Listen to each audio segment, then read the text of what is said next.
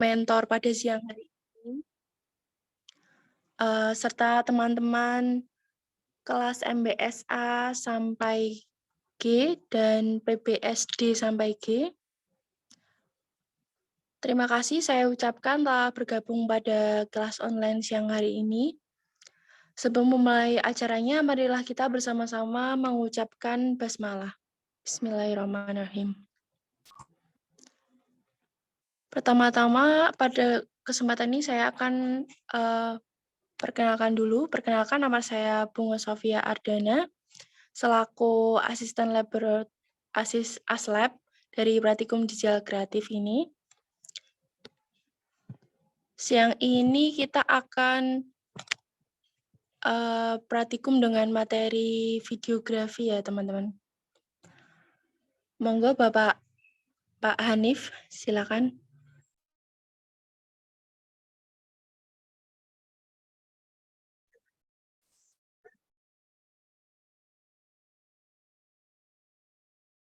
Ya, Assalamualaikum warahmatullahi wabarakatuh.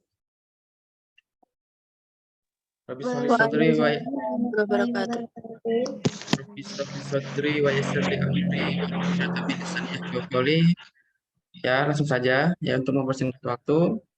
Siang ini kita akan melanjutkan di praktikum digital kreatif ya. Hari ini kita mengangkat tema dasar-dasar videografi. Ya.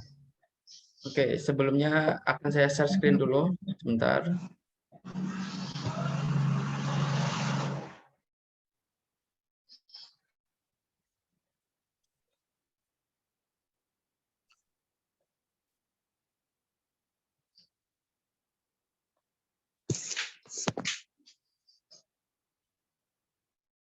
Oke, ya.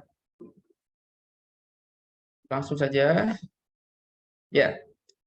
Sebelum kita beranjak ke materi videografi, ya, kita harus tahu terlebih dahulu ya apa itu videografi. Ya. Videografi merupakan ya proses pengambilan video atau gambar bergerak menggunakan media elektronik seperti handphone, kamera dan lain sebagainya. Ya.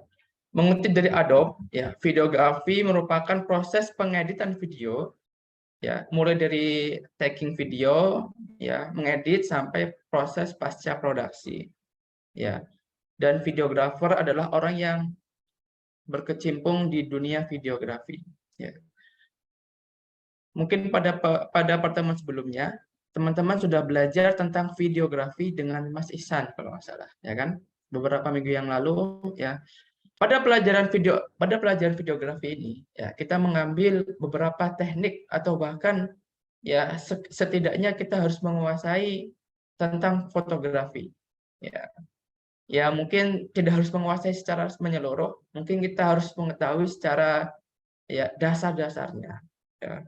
Seperti teknik segitiga exposure, ya, tentang apa itu ISO, shutter speed, diafragma, ya, dan lain sebagainya. Ya. Dalam videografi juga kita hanya mengembangkan ya ilmu kita pada fotografi. Pada fotografi ya pada videografi ada yang namanya FPS ya. Jikalau di fotografi itu ada segitiga exposure, maka di videografi kita akan mengenal yang namanya FPS ya. Apa itu FPS? Apa itu namanya FPS itu artinya frame per second ya. Jadi kelanjutan dari kelanjutan dari segitiga exposure adalah FPS ya. FPS itu artinya frame per second. Maksudnya apa? Jadi dalam jangka waktu 1 detik ya, kamera kita akan mengambil sejumlah gambar pada jumlah tertentu. Ya, contohnya ya 24 fps ya. Berarti dalam jangka 1 detik ya, foto itu atau kamera itu mengambil 24 foto. Ya. Juga jikalau 30 fps berarti 30 foto atau 30 gambar dalam 1 detik. Ya, itu namanya FPS. Ya, ini harus semuanya tahu ya. Dan dalam FPS ya, dalam pengaturan FPS ada rumusnya. Jikalau kita mengambil 30 fps, jikalau kita menyeting kamera kita 30 fps, berarti ya shutter speed yang dibutuhkan itu adalah 2 kali dari FPS tersebut. Berarti 24 shutter speed-nya, maka FPS-nya menjadi 50. Ya. Jikalau FPS-nya 50, ya, berarti minimal kita mengambil shutter speed 100 per second. Ya. Jikalau kita punya 60 FPS, berarti 120 dan seterusnya. Ya. Dalam hal ini, ya, FPS ini berpengaruh pada jikalau kita mengedit video untuk slow motion. Ya. Kalau teman-teman nonton bola, ya pasti kita akan melihat jauh perbedaan antara teknik broadcasting Indonesia, ya La Liga, Liga Indonesia dengan liga luar negeri. Contohnya La Liga yang paling bagus itu. Ya, ketika ada namanya replay, ya video replay kan ada namanya slow motion. Kalau kita ngelihat punya Indonesia, itu pasti slow motionnya itu patah-patah, ya tidak halus. Mengapa? Karena FPS-nya kurang besar. Ya, kalau kita menonton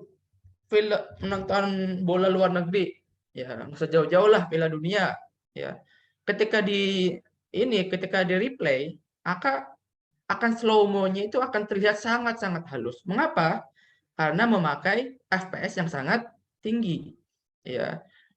Selanjutnya, mengapa juga kita harus menyesuaikan dengan shutter speed tadi? Karena shutter speed itu akan mempengaruhi dari blurring video kita.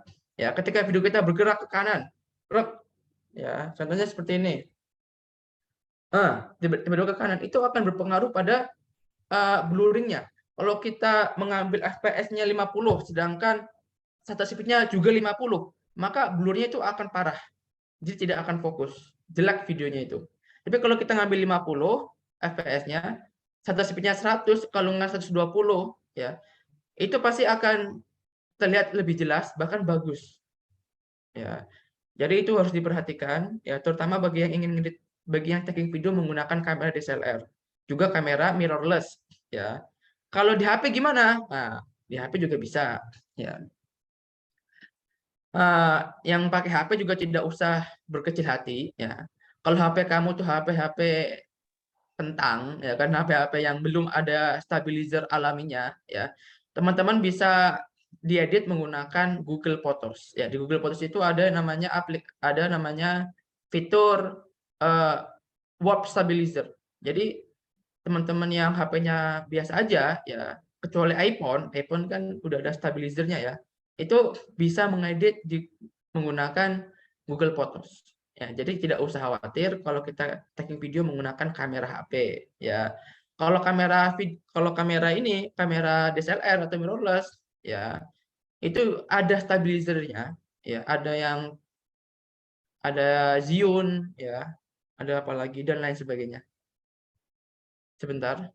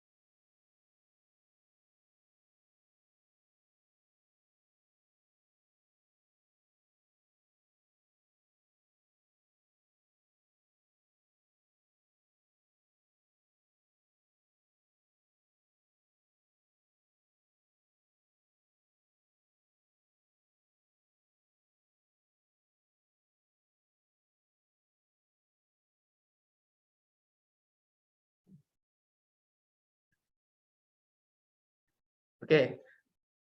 Jadi sampai mana? Kamera ya. Jadi intinya ya, gear atau alat, tools ya, tidak terlalu berpengaruh dengan atau tidak menjadi halangan kita untuk berkarya.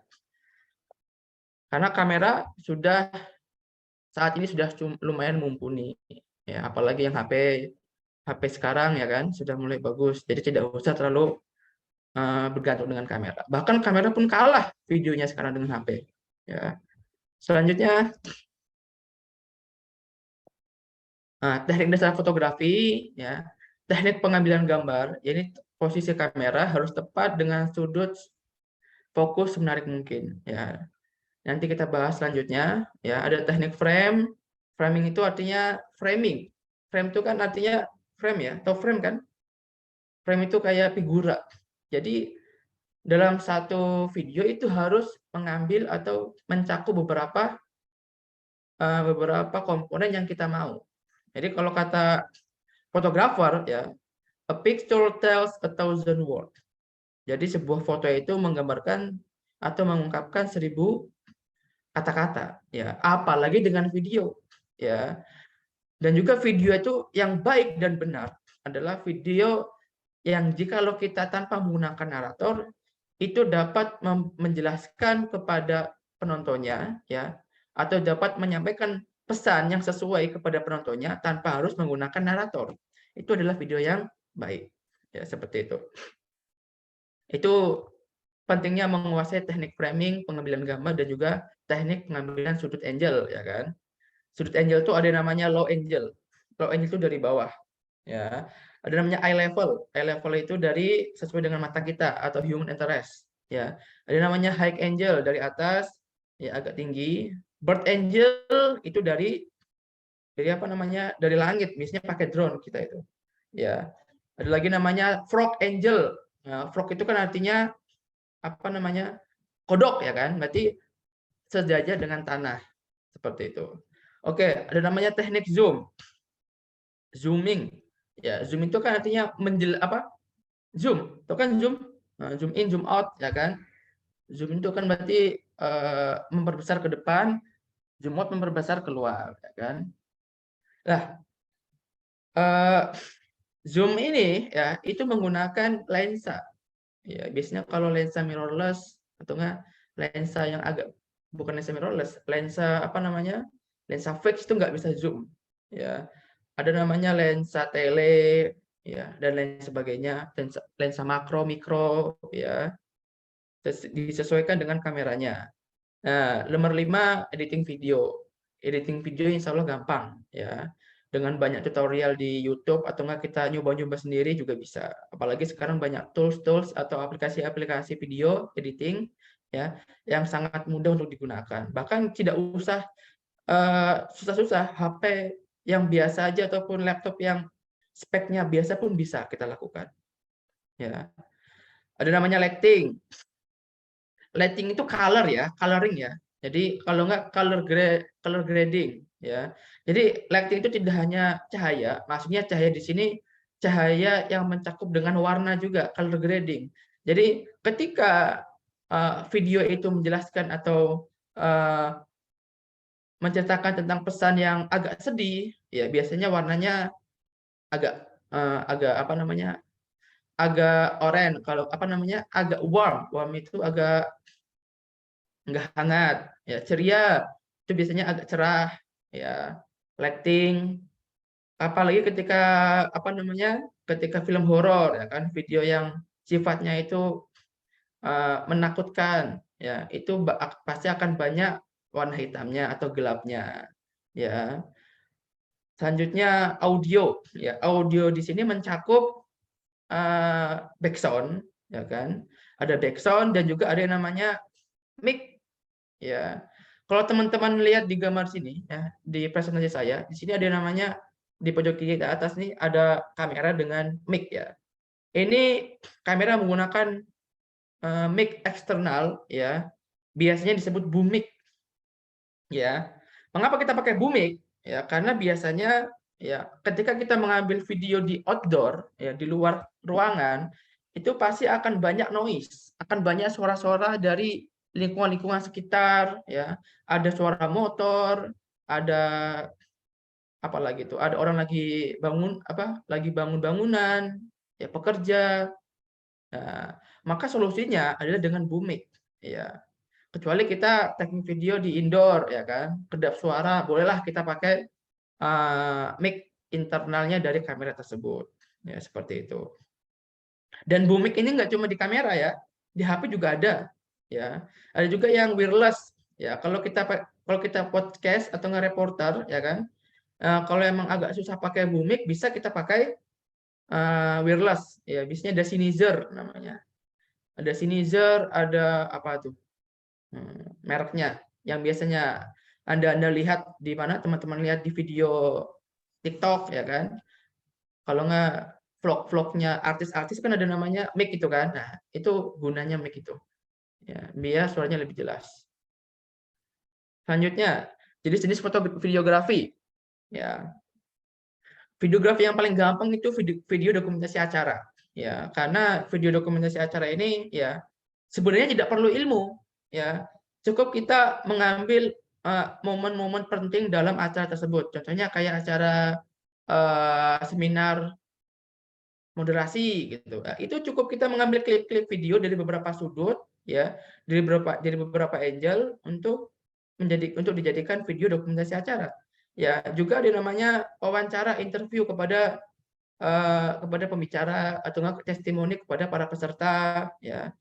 Itu dokumentasi acara. Insya Allah lebih mudah ini, ya, karena tidak terlalu membutuhkan alat-alat yang sifatnya itu ribet bahkan susah dicari.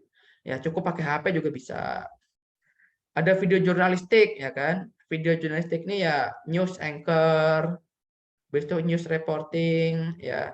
Bisa dilihat di kamera di TV-TV, ya, Metro TV News dan lain sebagainya. Selanjutnya ada yang namanya video komunikasi visual. Ya, video komunikasi visual ini ya seperti film pendek, ya, seperti film apa lagi coba? Film apa namanya? Potongan-potongan ceramah. Nah, itu kan video komunikasi visual, ya. Itu video yang sebagai perwakilan dalam menyampaikan suatu pesan seperti itu. Selanjutnya ada video promosi, ini video iklan, video tutorial gampang ini. Ya, tutorial cara memakai sepatu, cara mengedit video, dan lain sebagainya. Ada video biografi dan video dokumenter. Video biografi dan video dokumenter itu agak sama, bedanya biografi itu video yang memperkenalkan suatu orang atau tokoh, ya. Kalau dokumenter itu video tentang memperkenalkan suatu peristiwa atau bahkan suatu bangunan dan lain sebagainya. Ya. Oke, selanjutnya, ya. Sekarang kita lebih ke teknik. Ini ada namanya kamera movement. Ya. Kamera movement yang pertama itu namanya zoom. Ya, zoom tadi kan mendekati atau menjauhi objek secara optik menggunakan panjang fokal lensa. Ya, jadi kita lebih menggunakan lensa. Ya. Dalam videografi menggunakan kamera, ya, DSLR ataupun kamera mirrorless, ya. Dalam teknik zoom ini kita akan mengalami kesulitan yang cukup besar. Mengapa? Karena kamera tersebut atau bahkan lensa tersebut tidak didesain untuk videografi. Dalam hal zooming, mengapa? Karena tidak halus, ya. Maka untuk menggunakan teknik zoom ini, ya, kita biasanya menggunakan yang namanya camcorder. Camcorder itu kamera recording, ya, yang agak besar itu. Nah, itu baru tekniknya bagus untuk menggunakan teknik zoom ini, ya. Dolly. Nah, dolly ini seperti zoom, tetapi bedanya bukan lensanya yang bergerak, tetapi badan kita yang bergerak maju atau bahkan mundur. Ya. Jadi zoom itu, jadi dolly itu merupakan alternatif dari zoom, ya. Jikalau HP atau kamera kita atau gear kita tidak sesuai atau tidak mendukung kita untuk melakukan zoom. Jadi kita bisa menggunakan teknik dolly, ya. Biasanya kayak gini. Biasanya kalau orang menggunakan dolly itu dia agak agak nunduk ya, maksudnya badannya itu agak jongkok ya, agar stabil ya. Dan kalau pengen gampang lagi menggunakan stabilizer ya, stabilizer eksternal itu ya, pakai Zhiyun, biasanya ada namanya Zhiyun ya kan. Ada DJI, kalau DJI itu apa itu? Ronin, Ronin S. Ronin S itu bagus itu ya. Saya biasanya pakai Ronin S kalau nggak Zhiyun kalau untuk menggunakan teknik dolly ini. Ya. Panning. Panning itu menggerakkan kamera ke kiri atau ke kanan, ya kan? Ini ada namanya crab. Crab itu gerakan menyamping atau gerakan kamera lateral atau menyamping berjalan sejajar dengan subjek yang sedang berjalan. Jadi panning dan crab ini agak apa namanya? Panning dan crab ini agak sama, ya agak berbeda maksudnya. Kalau panning itu orangnya diem, kitanya itu diem, tapi kamera itu bergerak ke kanan kiri. Jadi seperti ini. Ini namanya panning. Nah, kalau crab itu kameranya stagnan, tetapi orangnya yang bergerak ke kiri atau ke kanan. Ya, seperti gerakannya crab, kepiting. Ada namanya tilt. Tilt itu atas bawah, ya. Tilt up, tilt down. Tilt up itu ke atas. Jadi kameranya seperti ini. Tilt up, tilt down. Nah, berarti orangnya diam, kameranya bergerak ke atas atau ke kiri, atau ke bawah. Jadi namanya pedestal. Pedestal itu gerakan ke atas, ya. Kalau yang namanya tilap itu kameranya diem, tapi dia lensanya ke atas atau ke bawah. Kalau pedestal itu kameranya atau lensanya itu diem, tapi yang bergerak apanya? Orangnya ke atas atau ke bawah. Ya, biasanya menggunakan drone. Nah, itu biasanya drone, ya. Kita bisa setting drone itu pakai pedestal. Bisa naik turun. Ya. Atau bahkan kita menggunakan tripod, ada namanya tripod khusus buat pedestal ya, dan lain sebagainya. Atau bahkan kita bisa menggunakan stabilizer di pedestal. Arch ini adalah gerakan kamera mengitari objek ke kiri atau ke kanan ya. Lebih mudahnya ya kita mengitari orang tersebut ya, jadi objeknya itu di tengah, kita mengitarinya. Lebih mudahnya kita menggunakan stabilizer agar hasilnya itu smooth ya. Terakhir ada namanya following. Ya, kita memfollow. Biasanya orang kalau follow ini menggunakan teknik one shot. Ya, jadi satu kali tag. Jadi biar gampang, ya orang biasanya pakai stabilizer biar hasilnya itu smooth juga. Ya, following. Tapi kalau pakai kamera HP atau tangan juga bisa. Ya, asal kita bisa menjamin tangan kita itu bisa stabil, ya tidak bergerak ke kanan atau ke kiri atau goyang-goyang lah, istilahnya seperti itu. Selanjutnya tipe kamera angel ya. Ini angel kamera ini juga penting ya, karena angel kamera itu juga menentukan jalan cerita ataupun menentukan bagaimana cara kita menyampaikan pesan tersebut. Ya, dengan angel kamera orang akan lebih paham atau bahkan tidak paham ya. Jadi dengan ataupun tanpa narator para penonton bisa paham jikalau kita bisa menggunakan kamera angel ini dengan baik dan sesuai dengan porsinya. Ya, ada dua tipe. Yang pertama adalah subjektif, ya. Jadi menggunakan momen ataupun mengabadikan momen menggunakan sudut pandang seseorang, ya. Ini biasanya kita menggunakan teknik apa namanya zoom, bukan zoom, apa namanya agak dekat. Berarti close up, ya, close up shoot atau enggak extreme close up, ya, subjektif. Dan biasanya menggunakan eye level. Eye level itu kan sejajar dengan kepala kita, ya. Dan yang kedua adalah kamera objektif. Ini memperlihatkan suasana video yang sedang diambil secara keseluruhan untuk memperlihatkan emosi, ya.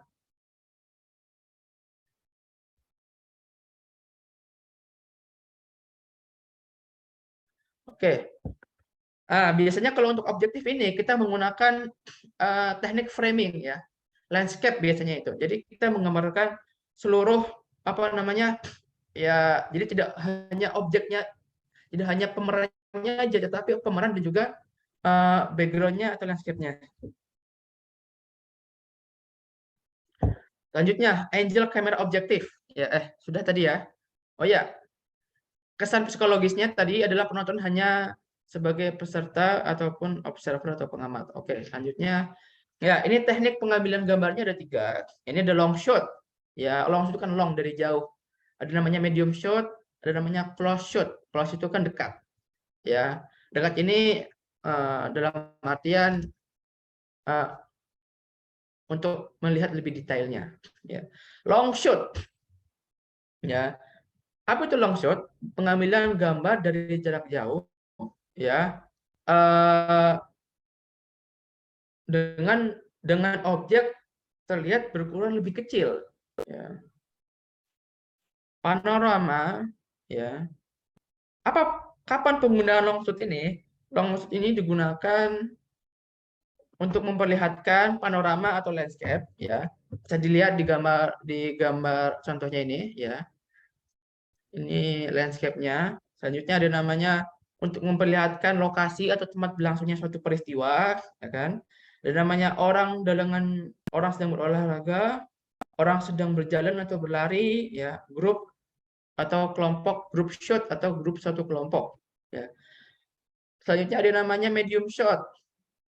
Ya, medium shot itu pengambilan gambar dari jarak yang menengah, jadi tidak terlalu jauh, tidak terlalu dekat, ya.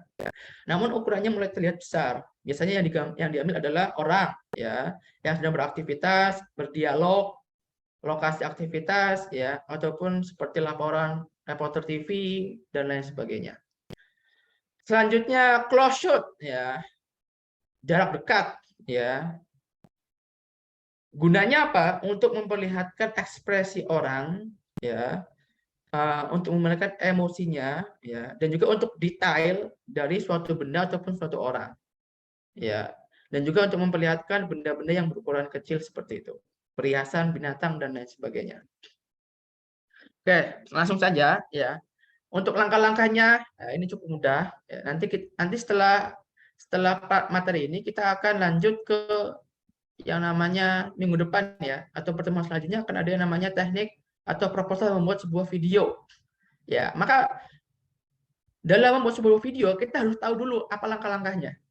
Ya, langkah yang pertama menentukan materi. Ya, mengapa kita perlu menentukan materi? Karena video kita itu harus to the point. Jangan sampai membesarkan ataupun bertele-tele. Ya, maka perlu yang namanya perencanaan yang baik.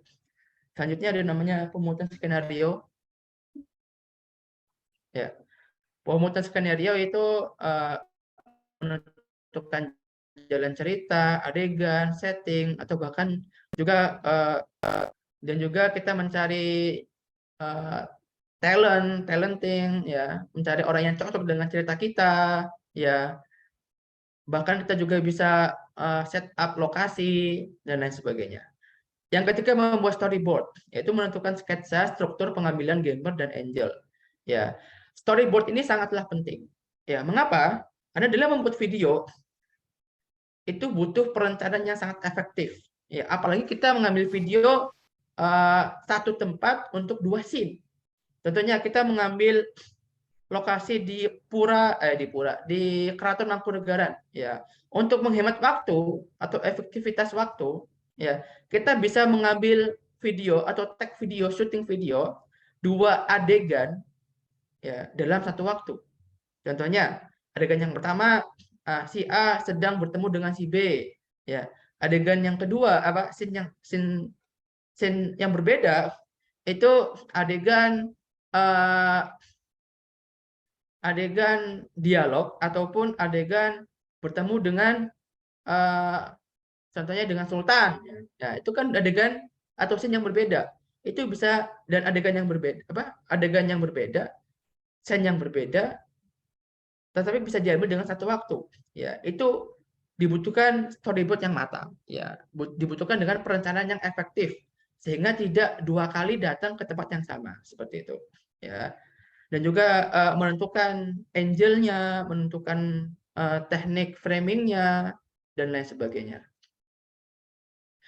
Selanjutnya, langkah yang keempat, tag video. Proses pengambilan video dengan berpedoman dengan storyboard. Ya, jadi kita eksekusi langsung apa yang kita susun dalam storyboard tersebut. Ya.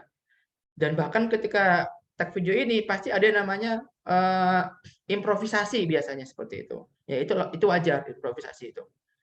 Yang 5, editing, ya make your own video, dan yang terakhir adalah Gala Premiere. Apa itu Gala Premiere? Itu memutar video karyamu untuk pertama kali di hadapan semua orang.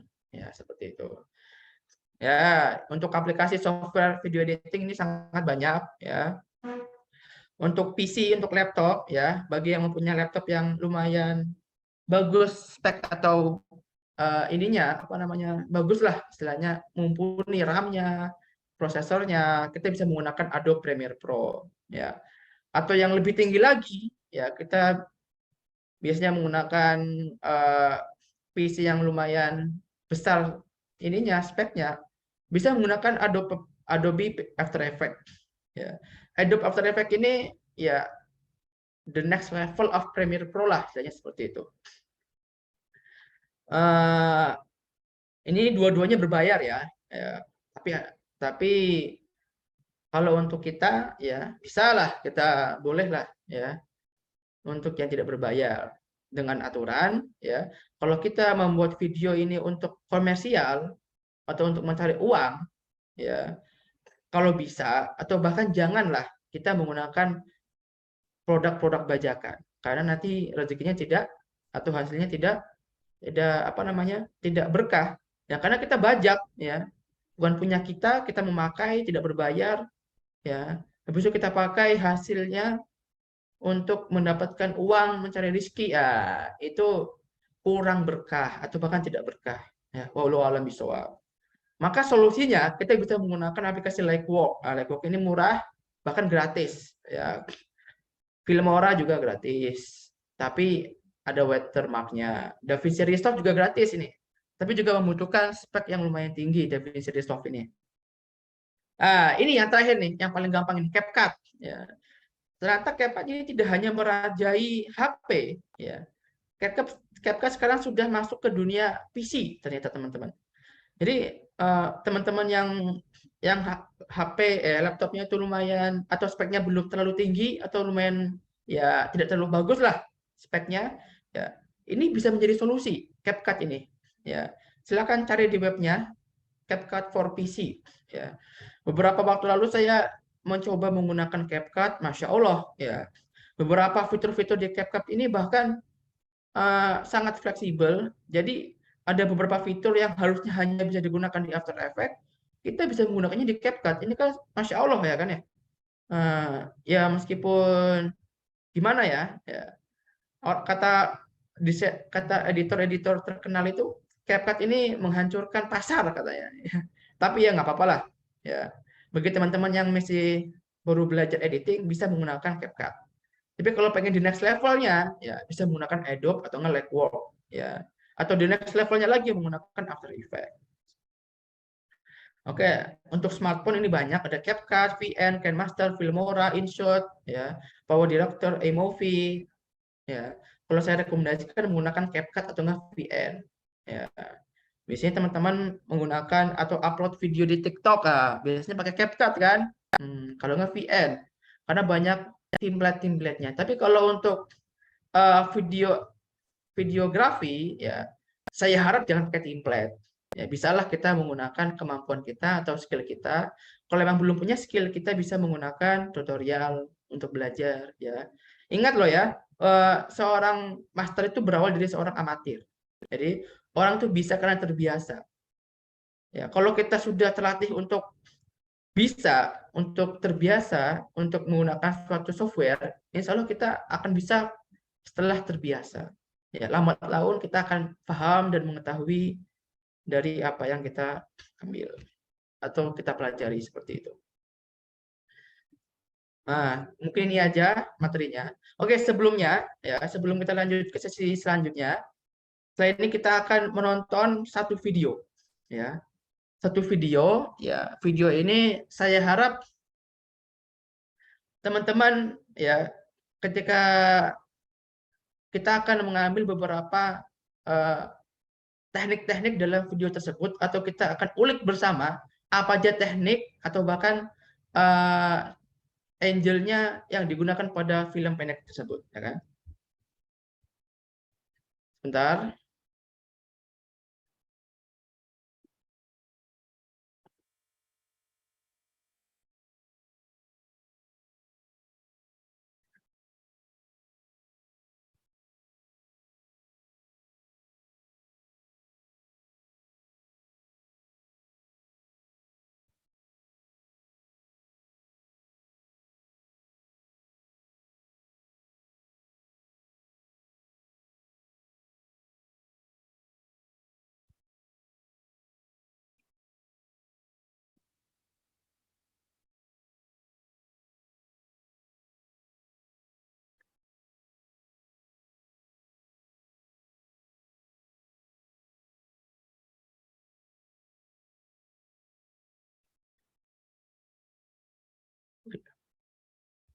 Oke, silakan disimak dulu video yang akan saya tampilkan.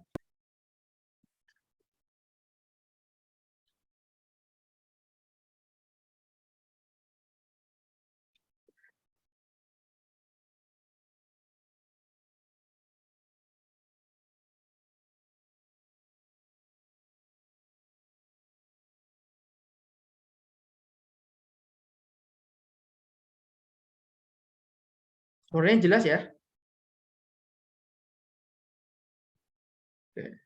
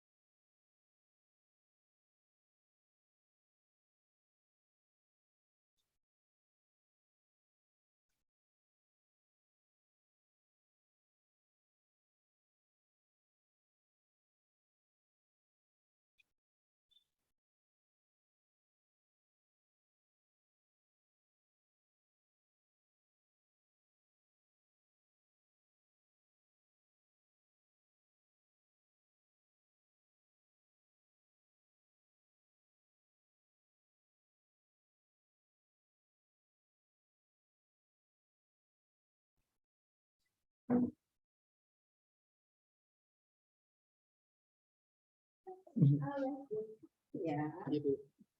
Ini kalau tiba-tiba nggak ada, bisa ambil. Siap. Di lab masih ada juga ya. Siap, Bu.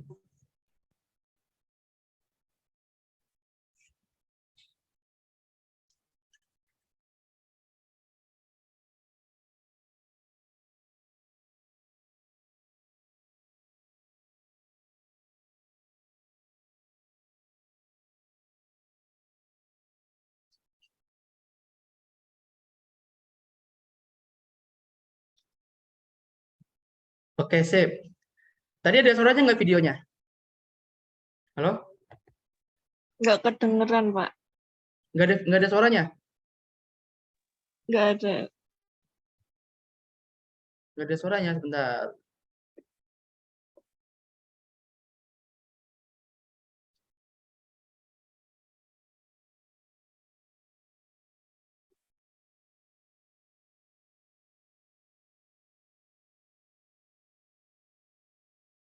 Oke, oke, nanti teman-teman bisa lihat sendiri lah. Ini emang agak susah karena kita nggak pakai aplikasi apa namanya, tidak menggunakan aplikasi OBS ya. Jadi agak susah ya. Oke, kita review ininya aja. Apa namanya, teknik videonya aja. Ya.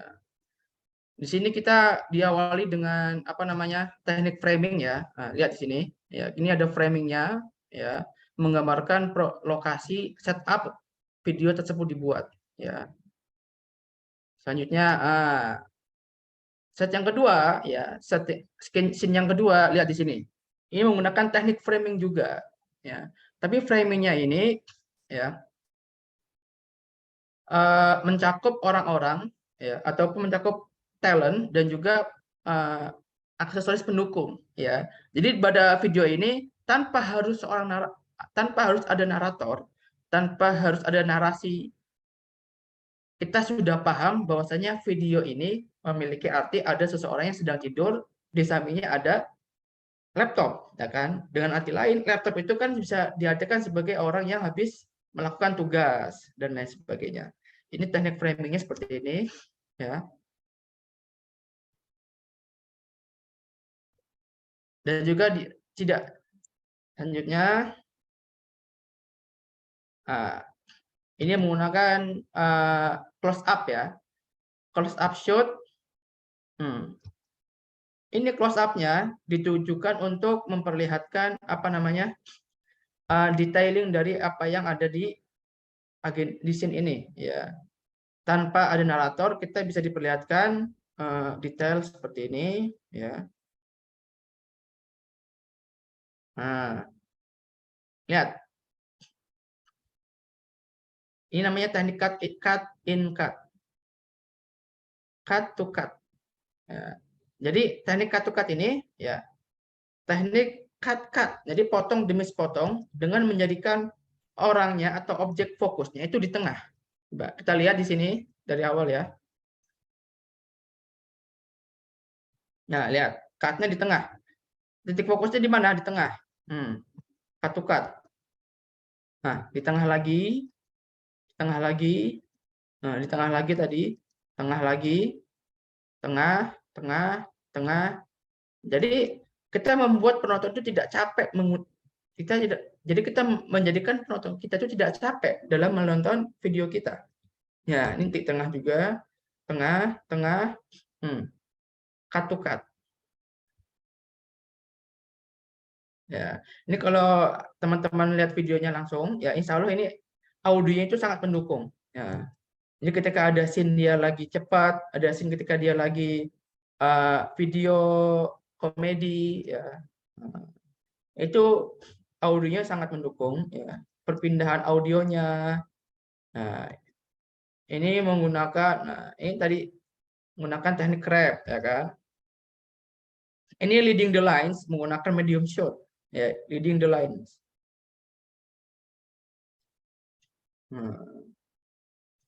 Ini juga pakai, ini juga close up. Ini close up untuk memperlihatkan detailnya. Nah, lihat ini slow motionnya bagus. Mengapa? Karena dia memakai FPS yang agak tinggi. Ini tadi untuk detail. Nah, ini close up untuk detailing, ya kan? Ini juga detailing untuk emosi. Nah, ini menggunakan teknik zoom, tapi menggunakan dolly tadi ya. Tadi lihat, ini menggunakan teknik medium shot. Ini juga medium shot, following. Ini menggunakan teknik apa tadi? Framing long shot. Ya, maksudnya menggunakan framing. Ini juga framing. Kalau ini namanya frame in frame. Ya, jadi fokusnya dalam frame-nya itu tersebut. Medium shot.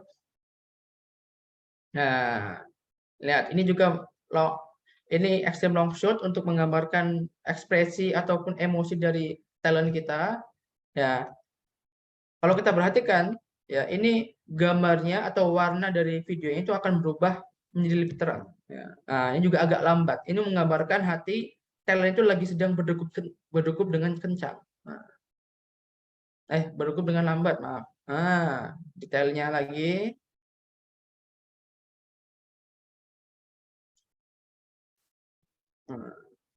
Oke, pada scene ini kita memperlihatkan bahwasanya talent ini sedang bingung karena dia tidak bisa menggunakan lift karena liftnya itu sedang berada di tempat yang berbeda atau lantai yang berbeda. Tanpa menggunakan narator, kita sudah tahu bahwasanya dia tidak bisa menggunakan lift, harus menggunakan tangga. Nah, lihat, ini juga menggunakan teknik cut in cut, teknik cut to cut juga.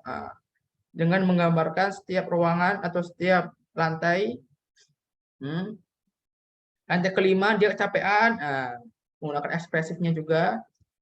Ini long shot dengan teknik leading the line. Ya.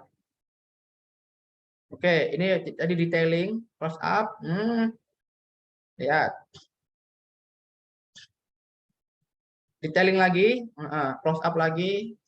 Ini menggunakan teknik framing long shot, ya, leading the lens juga. Kita menaruh talentnya di pojok kiri ini, ya kan, untuk mempermudah kita fokus. Perlahan-lahan lagi gambarnya berubah warna. Nah, detailing lagi, close up. Oke, save.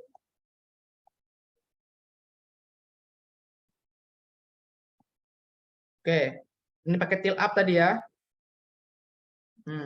Ini menggunakan teknik tadi, shotnya close up shot.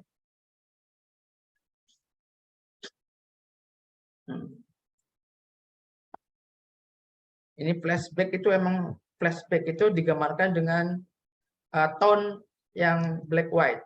Ya. Oke, lihat. Ini videonya ini teknik angle kameranya dari bawah ya, berarti low angle ya. Jadi low angle ini mempunyai sisi psikologis sebagai apa namanya superioritas. Jadi istilah kata orang yang sedang kita ambil videonya dari agak bawah dari low angle itu mempunyai derajat yang lebih tinggi, ya superioritas. Nah, ini kebalikannya high angel itu menggambarkan bahwasanya talent kita itu sedang dalam sosok yang inferior, ya. Ini sisi psikologisnya. Oke, sip. Terakhir, ya. Ini ada pergantian. Ini kita masih pakai low angel, tiba-tiba pakai high angel menjadi low angel. Apa maksud dari ini? Jadi maksudnya bahwasanya pemerannya tersebut telah bangkit dari yang sebelumnya inferior menjadi superior. Ya, seperti itu. Ini aja ya. Dari video ini apa ada pertanyaan?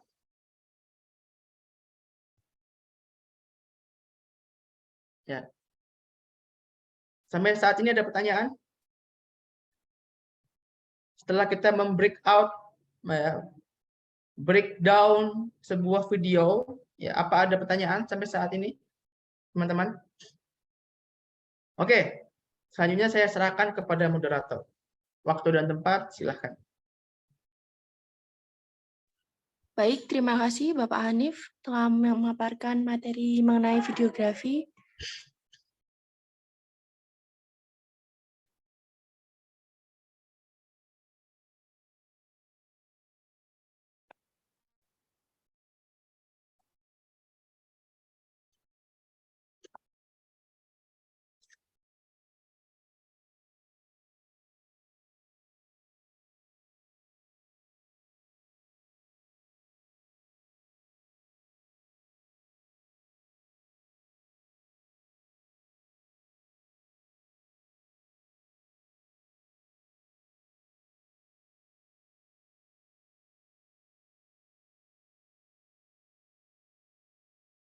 Ya, gimana?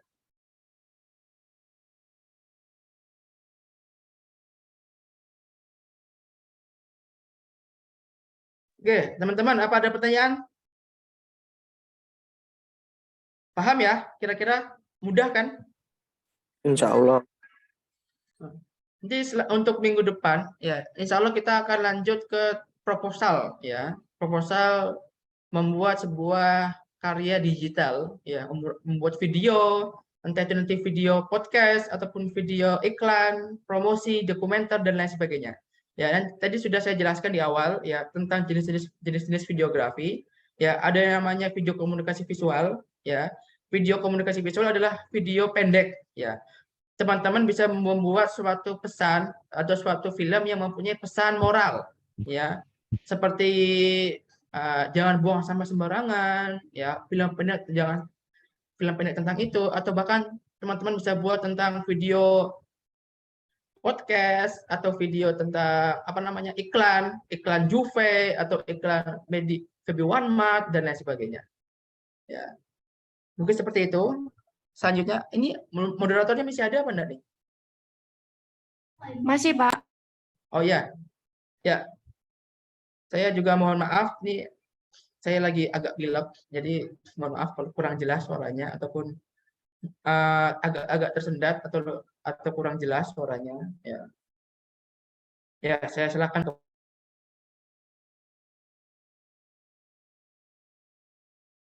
Terima kasih teman-teman dan terutama Pak Hanif sudah menyampaikan materi tentang videografi pada siang hari ini.